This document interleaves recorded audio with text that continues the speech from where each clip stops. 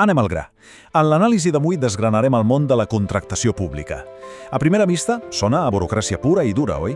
Però quan rasquem una mica la superfície de com l'administració arriba a aquests grans acords, ens adonem que operen d'una manera radicalment diferent dels contractes normals del sector privat. Així que preparem-nos per descobrir tota l'arquitectura oculta d'aquests grans pactes. Per entendre de debò de què va això, ens hem de fer la gran pregunta.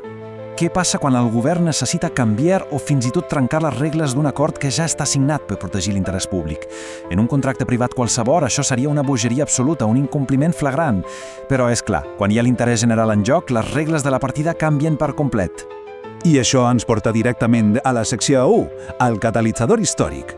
Com vam passar d'un dret civil rígid a prioritzar la necessitat pública? Històricament, l'administració no tenia cap d'aquests poders extraordinaris. Abans, els governs signaven contractes exactament com qualsevol ciutadà, totalment lligats a les normes inflexibles del dret civil. Un tracte era un tacte i punt. Però la realitat té la dèria de posar a prova els sistemes legals. Tot això va saltar pels aires amb l'esclat de la Primera Guerra Mundial. Aquesta rigidesa va xocar de ple amb una necessitat vital, mantenir els serveis públics funcionant, passés el que passés. L'exemple perfecte d'això és absolutament fascinant. Ens situem al 1916. L'ocupació alemanya de les principals reserves de carbó va fer que els preus es disparassin a nivells inassumibles. L'empresa que s'encarregava d'il·luminar els carrers de la ciutat de Bordeus es va trobar en una situació impossible. Amb els preus del contracte original estaven arruïnant. Simplement no podien mantenir els fanals encesos. Llavors, el Consell d'Estat francès va prendre una decisió inèdita. Es van adonar que si aplicaven la llei estricta i cancel·laven el contracte per incompliment, tota la ciutat es quedaria a les fosques, i això no es podia permetre. La prioritat no era estalviar o castigar l'empresa, sinó garantir que la ciutat tingués llum. Així que van inventar una solució legal molt més flexible, posant el servei públic per davant de qualsevol pacte escrit. I així és com neix el principi de l'equilibri financer. La idea és brillant. Si de cop i volta hi ha un esdeveniment extern i imprevisible que dispara els costos, l'administració ha d'oferir mecanismes per compensar la persona o empresa contractada. L'objectiu és evitar que facin fallida i assegurar que els serveis vitals continuïn sense aturar-se.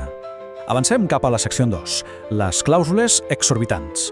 I sí, el nom ja ens dona una pista sobre els poders especials de l'administració.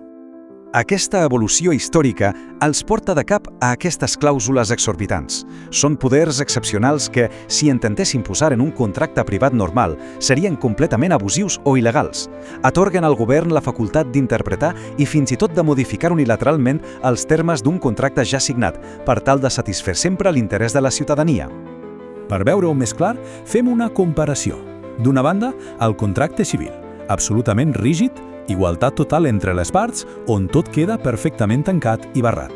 D'altra banda, el contracte administratiu, un instrument molt flexible, on el govern pot literalment canviar les regles a meitat de partit sempre que segueixi procediments formals per protegir el bé comú. Ara bé, no ens enganyem, això no vol dir que tinguin carta blanca total. Aquests superpoders tenen límits.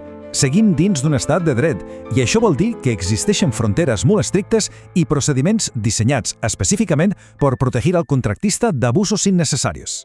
I el límit estrella és aquest, el 20%. Segons la llei de contractes del sector públic, l'administració només pot obligar un contractista a acceptar un canvi unilateral si aquesta modificació no supera el 20% del preu inicial del contracte. Aquesta és la línia vermella. Posem-hi números per visualitzar-ho. Imaginem un contracte base per construir 100 quilòmetres de carretera per 100 milions d'euros.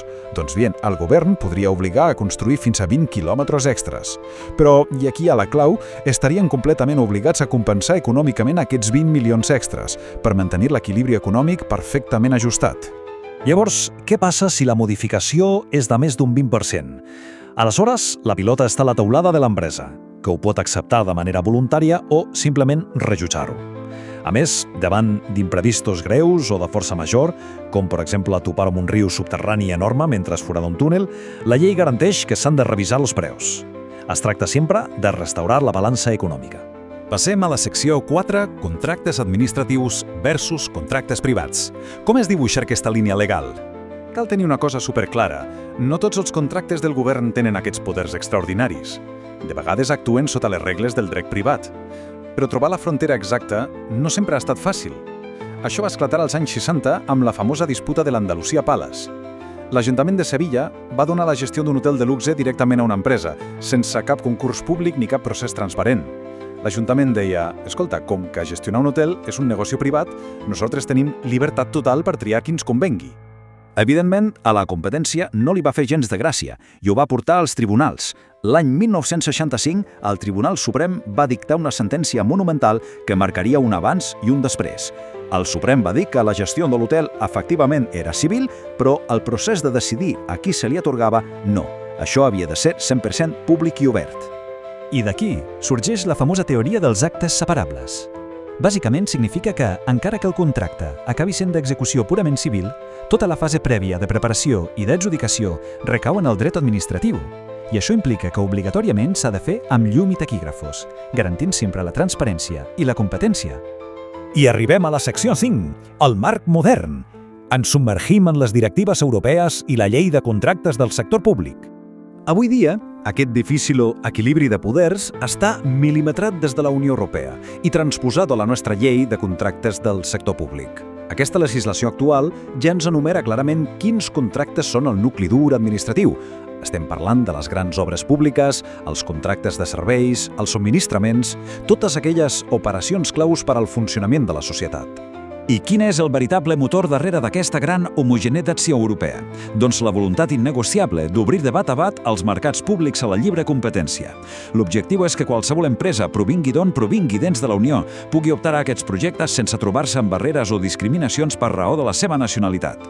Com llegim literalment al text font, el principi d'igualtat és un dels pilars estructurals de tot el sistema. És l'arreglador. La prohibició total de discriminar garanteix que, a l'hora d'entrar a competir, absolutament tothom juga amb les mateixes cartes i les mateixes oportunitats d'accés. Però, és clar, posant totes les peces juntes, ens topem amb una paradoxa brutal. Fixem-nos-hi. Si exigim una igualtat absoluta a l'hora d'entrar a competir, però d'altra banda el govern manté el superpoder de canviar les condicions d'un contracte a mitja execució, com dimonis podem garantir la igualtat a llarg termini? Com s'assegura l'empat tècnic i just quan les regles poden canviar poc després del tret de sortida? És una qüestió fascinant. Deixem aquesta reflexió en l'aire i ens retrobem a la pròpia anàlisi per continuar explorant el tema.